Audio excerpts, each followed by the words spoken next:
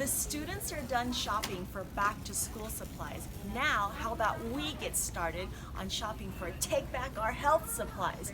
Why wait until January for these health resolutions? Let's start now.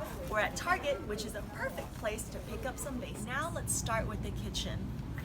Weighing your food using a food scale can help you determine how many ounces of protein you're eating. Measuring cups can help you measure out how much food you've eaten. Now, after you've weighed and measured your food, how about pack up those delicious meals for the week into some meal prep boxes, which can also help with portion control. What about exercise? Need new breathable workout clothes?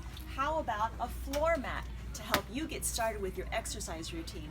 Don't forget to stay hydrated with a reusable water bottle. And lastly, using your own scale can help you keep track of your own weight. Every scale is a little bit different, so consider having one at home so you can weigh yourself on the same scale at the same time. You don't have to weigh yourself every day. So what other supplies do you think would be helpful to jumpstart your journey towards healthy living? Let us know below in the comments.